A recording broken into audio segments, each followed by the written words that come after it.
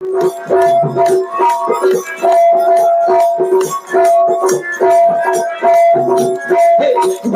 भाना बाबू गुरु शरण में आइए ना कोई।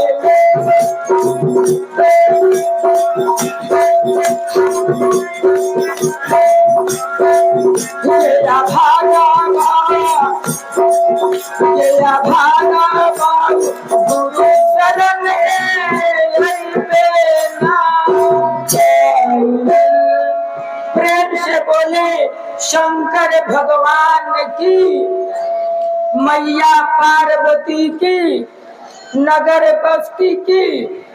आए गुरु कृपा, गुरु शक्ति, गुरु ताकत के महत्व को हमने जो महसूस किया, माँ आपके चरणों में रखा। अब एक और अलग गुरु महिमा को मैं आपके चरणों में रख रहा हूँ। हमारे कहानी के माध्यम से आप यही महसूस करेंगे कि गुरु पावर क्या होता है, गुरु ताकत क्या होता है, गुरु किस तरह से हमें बनाना चाहते हैं। आपने द्रोणाचार्य और एकलव्य के शिष्य गुरु परंपरा को समझा होगा माँ। आप याद करिएगा, इतिहास साक्षी है। गुरु और शिष्य का परंपरा, गुरु शिष्य का जो सिद्धांत है वो आज से नहीं है। गुरु में गुरु, हम तो शिव को महान गुरु कहते हैं, गुरुओं का गुरु। लेकिन हमारे भारतवर्ष को विश्व गुरु कहा जाता है।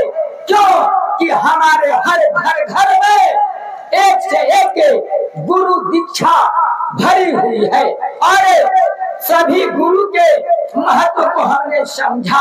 कुछ माँ बहनों के अंदर होगा हमारा गुरु ये है, हमारा गुरु यह है। आप याद रखेंगे, गुरु शिष्य बनाने वाली एक संस्था है जिसमें जो अपने अपने विचार और संस्कार के अनुसार गुरु के पास जाते हैं और दीक्षा प्राप्त करके धन्य हो जाते हैं। लेकिन याद रखना, बच्चा जब मिठाई खाता है ना, तो बच्चा दो चीज देखता है, मिठाई का रूप और मिठाई का स्वाद।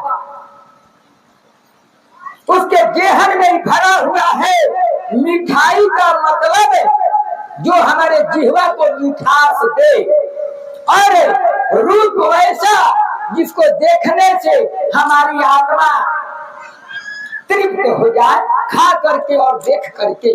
गुरु परंपरा वही है जो हमें सब कुछ देता है। गुरु हमें इस जीव को शिव से मिलाता है, इस आत्मा को परमात्मा से मिलाता है।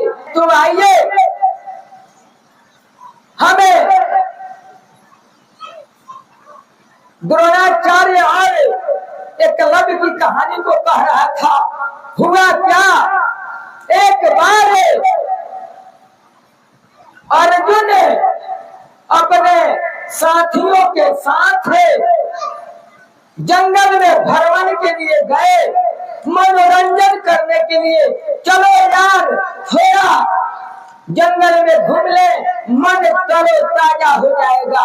उन लोगों के साथ एक कुत्ता था। वो लोग टहलते हुए आगे बढ़े। जब आगे गए तो देखते हैं कि उनका कुत्ता बहुत आगे बढ़ गया और आवाज देने लगा, भाव भाव की। तब तक एकलव्य उधर से लगा बाण मारने कुत्ते के मुख में। जब कुत्ते के मुख में बाण मारने लगा तो बाण से कुत्ते का पूरा मुंह भर गया और कुत्ता के मुख से आवाज न निकला। कुत्ता दौड़ते हुए अर्जुन के पास आया, ऐसे मुंह लिए हुए। अर्जुन कहा, मैं धनुर्धारी, कौन दूसरा धनुर्धारी निकला जो मेरे कुत्ते के मुंह में पूरा बाण भर दिया कि कुत्ते के मुख से आवाज नहीं आता है। उसके मुख से अर्जुन ने बाण को निकाले और देखते हैं कि कुत्ते के मुख में थोड़ा खरोच भी नहीं है। अर्जुन सोचने लगे, गुरुदेव ने तो प्रतिज्ञा किया है कि मैं तुझे संसार में धनुर्धारियों में श्रेष्ठ बनाऊंगा, लेकिन मुझसे श्रेष्ठ कौन यहाँ निकला। उन्होंने कहा शायद मेरे साथ छल हुआ है, छल। गुरु ने छल से मुझे धनुर्धारी में श्रेष्ठ होने का वरदान दिया, लेकिन यहाँ तो दूसरा ही निकल गया। वहां से कहा तुम कौन हो, किसके शिष्य हो। जब नजदीक जाकर देखते हैं तो उनके पास एक मूर्ति था, मिट्टी का मूर्ति बना करके वह एकलव्य पूजा कर रहा था। वह मूर्ति द्रोणाचार्य का था। उन्होंने बैठ करके देखा कि द्रोणाचार्य का देवी पूजा करता है। उनके चरणों में नमन करके एकलव्य अपना धनुष का अभ्यास करता है। वो बोला, अर्जुन बोले, एकलव्य तूने गुरुदेव से कब शिक्षा लेते हो, कब उनसे बाण चलाना सीखते हो। एकलव्य कहा मैं अपने गुरु से कभी नहीं सीखा। मैंने अपने गुरु के मूर्ति को बैठा करके उनके चरणों में नमन करके और अपना धनुष का अभ्यास करता हूँ। माँ इस बात को थोड़ा ध्यान दे कि जिसने गुरु के पास नहीं गया, केवल गुरु के रूप को जीवन में एक बार देखा, वह गुरु के रूप को मूर्ति बना करके उनके चरणों को चूम चूम करके संसार में महान धनुर्धारी बन गया। और दूसरा अर्जुन गुरु के सानिध्य में रह करके प्रतिदिन गुरु से दीक्षा शिक्षा लेकर के भी उस एकलव्य का सामना नहीं कर सका। अर्जुन के दिल में खोट था, कहे मेरे साथ धोखा हुआ। गुरु ने मुझे प्रतिज्ञा में कहा कि मैं तुझे धनुर्धारियों में श्रेष्ठ बनाऊंगा, लेकिन तुम्हें बना दिए। मेरे गुरु सही नहीं है, मेरे गुरु अच्छे नहीं है। यह सुनते ही एकलव्य का खून खोलने लगा। कहा अर्जुन सावधान, यदि मेरे गुरु के प्रति एक शब्द भी गलत निकाला तो अभी मैं सरकार से बाण निकाल करके तेरे प्राण का नाश कर दूंगा। सुनते ही इसके विचार को और भावनाओं को अर्जुन कांप गया। वास्तव में इसके पास गुरु की शक्ति है, इसने गुरु के तत्व को समझा है, गुरु के महत्व को समझा है। और एकलव्य कहा जल्दी मेरे सामने से दूर हो जा अर्जुन, नहीं तो मैं तेरा जान ले लूंगा। सुनते ही वहां से अर्जुन उठा और दौड़ते हुए भाग चला। उसके दिल में विश्वास हो गया, यदि एक क्षण भी मैं इस एकलव्य के पास रुका तो एकलव्य मेरा प्राण ले लेगा। और दौड़ते हुए सिसकते हुए दिल में शंका लिए हुए चला गुरु के दरबार, जहां द्रोणाचार्य बड़े शांति के साथ बैठे थे और प्रभु का चिंतन कर रहे थे, प्रभु को याद कर रहे थे। दरवाजे पर जाकर के नमस्कार किया, गुरुदेव। द्रोणाचार्य बोले क्या बात है अर्जुन। गुरुदेव मेरे साथ अन्याय हो गया, गुरुदेव मेरे साथ अन्याय हुआ। आपने तो प्रतिज्ञा ली थी कि मैं तुझे धनुर्धारियों में श्रेष्ठ बनाऊंगा, लेकिन आज धनुर्धारियों में श्रेष्ठ वो जंगल में है। वो बोले नहीं, ये कतई नहीं हो सकता। मैं वास्तव में कहता हूँ कि आज भी मेरा वही प्रण है कि धनुर्धारियों में श्रेष्ठ तू ही है अर्जुन। कहा नहीं गुरुदेव, आप चल करके देख लें, जंगल में वही है मुझसे श्रेष्ठ और महान। गुरु आगे आगे, शिष्य पीछे पीछे, सभी लोगों ने चला जा करके देखा तो वही एकलव्य फिर गुरु के चरणों में बैठ करके गुरु वंदना कर रहा है। गुरु उसके भाव को, उसके भक्ति को देख करके अचंभा, आश्चर्यचकित, जिसको मैंने एक दिन भी ज्ञान नहीं दिया, जिसको दीक्षा नहीं दिया, ये कौन सा मेरा शिष्य है जो मेरे मूर्ति से इतना ज्ञान प्राप्त कर लिया, इतना धनुर्विद्या में पारंगत हो गया, जिसके समान मेरा अर्जुन नहीं है। वह गए, उनको देखते ही एकलव्य खड़ा हुआ और गुरु के चरणों से निपट करके रोने लगा। कहा गुरुदेव, आज मेरे सामने एक ऐसा व्यक्ति आया था जो आपके लिए गलत शब्दों का प्रयोग किया। यदि एक क्षण भी मेरे पास से नहीं हटा तो मैं उसका प्राण ले लेता। गुरु ने उसके आत्म के भाव को समझ करके कहा, धन्य है शिष्य तू, धन्य है तेरा जैसा ही शिष्य शिष्य नहीं होता, बल्कि गुरु का शीश होता है। शीश, शीश का मतलब गुरु की मर्यादा, गुरु का चमक, गुरु का लाइट, गुरु का श्रृंगार होता है। फिर बोले, तूने मुझसे कब दीक्षा ली? कहा एकलव्य, ध्यान दीजिएगा माँ, एकलव्य के वाणी में कितनी शक्ति है। एकलव्य कहा, गुरुदेव, मैं बहुत पहले आपके चरणों में आया था आपका शिष्य बनने, लेकिन आपने कहा मैं केवल राज परिवार के बच्चों को ही शिक्षा देता हूँ और लोगों को शिक्षा नहीं देता। मैंने सुना और वहां से चला गया, लेकिन आपके प्रति मेरी श्रद्धा है। मैंने यही सोचा गुरुदेव कि आपने मुझे शिष्य नहीं बनाया। ठीक है गुरुदेव, आप मुझे शिष्य न बनाए, लेकिन मेरे अंदर ताकत है कि मैं आपको गुरु बनाकर ही रखूंगा, आपको गुरु बनाकर ही मैं शांत होऊंगा। तो आपका अधिकार था, आपने मुझे शिष्य नहीं बनाया, लेकिन मेरा अधिकार था कि मैंने आपको अपना गुरु बना लिया और आपकी मूर्ति बनाकर पूजा करता हूँ और आपके चरणों में झुक करके मैं धनुर्विद्या का अभ्यास करता हूँ।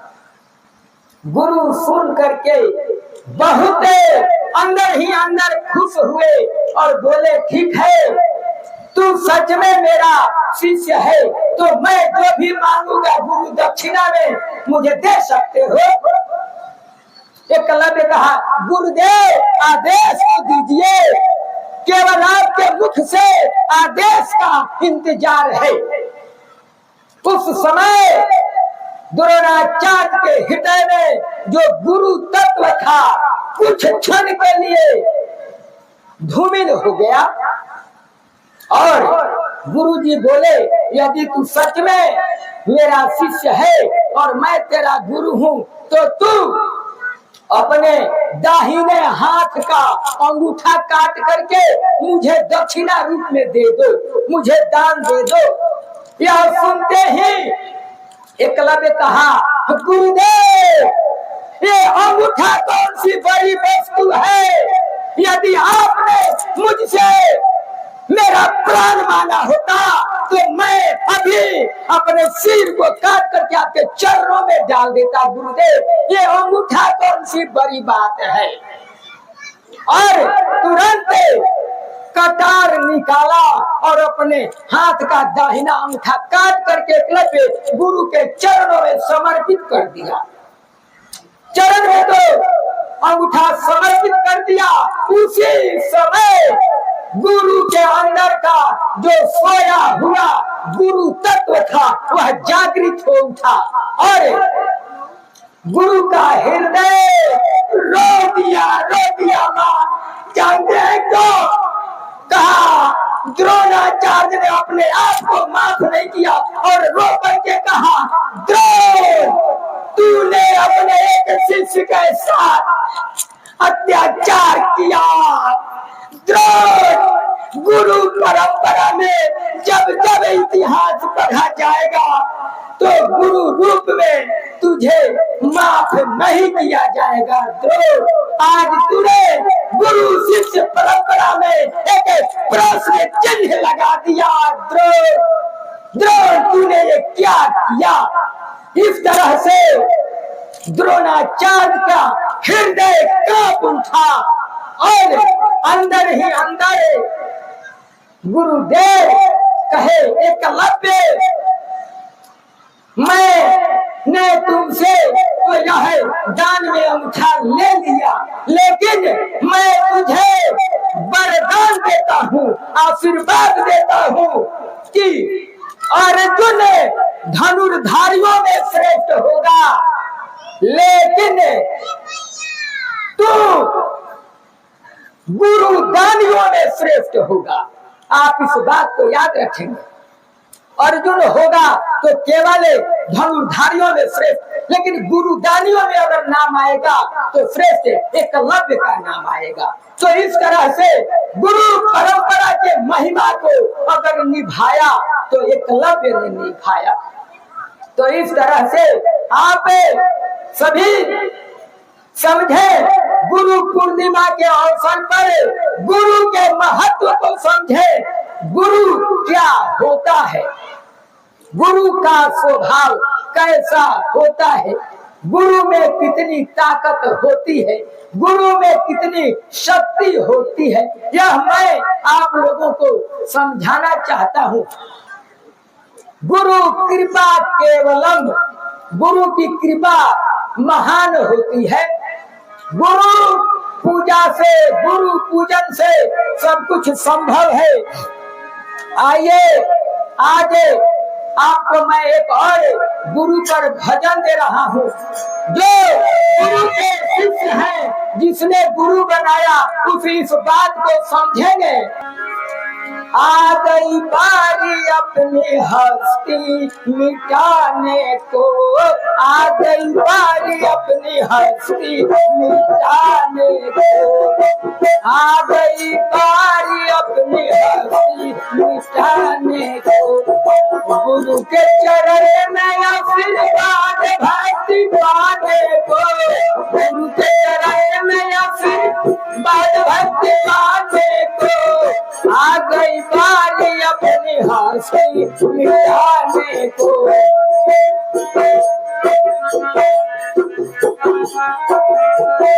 आ गई बारी अपनी हस्ती मिटाने को।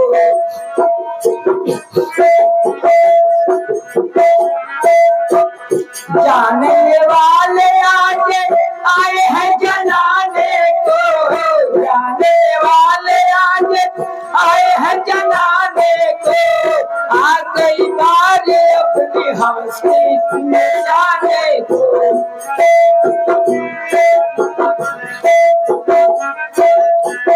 आ गई बारी अपनी हस्ती मिटाने को। गुरु दीक्षा से, गुरु दीक्षा से, गुरु दीक्षा से भव सागर पार पाने को, गुरु दीक्षा से भव सागर पार पाने को।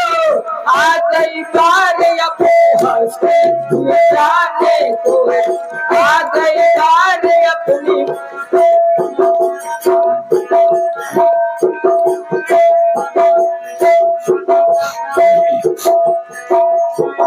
दानव रूप दानव मानव बनाने को, दानव मानव से रुत मानव से मानव बनाने को आ गई बारी अपनी हस्ती मिटाने को, आ गई बारी अपने हस्ती मिटाने को।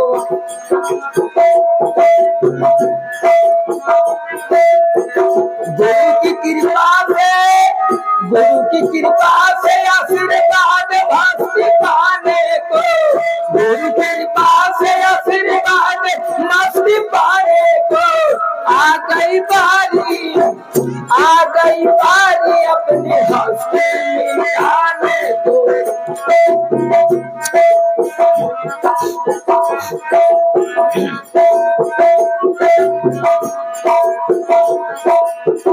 नर ही नारायण है,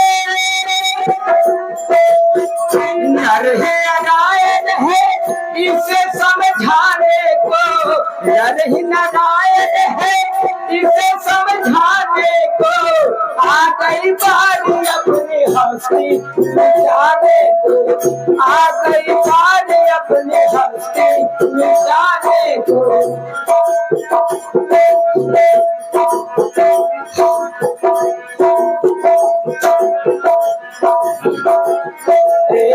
जीव ही शिव है, जीव ही शिव है इसे समझाने को, जीव ही शिव है इसे समझाने को आ गई बारी अपनी मस्ती, आ गई बारी अपनी हंसी मिटाने को, आ गई बारी अपनी हंसी मिटाने को। गुरु के चरण में, गुरु के चरण में आशीर्वाद मस्ती पाने को, गुरु के चरण में आशीर्वाद मस्ती पाने को आ गई बारी अपनी मस्ती, आ गई बारी अपनी हस्ती मिटाने को। साधक साधक से, साधक काका से, साधक काकाजी से, साधक काकाजी से मिलने मिलाने को, साधक काकाजी से मिलने मिलाने को आ गई बारी अपनी हस्ती मिटाने को, आ गई बारी अपनी हस्ती मिटाने को।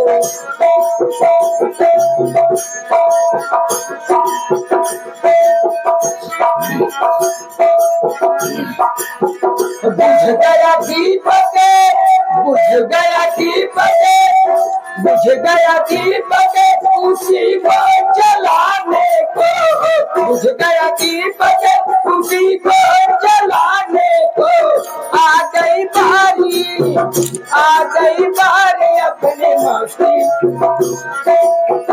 आ गई बारी अपनी हस्ती मिटाने को।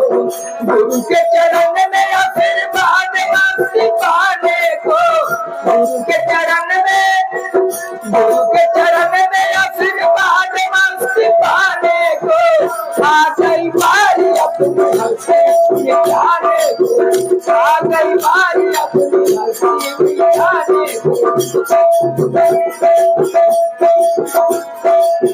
आ गई बारी अपनी हस्ती मिटाने को।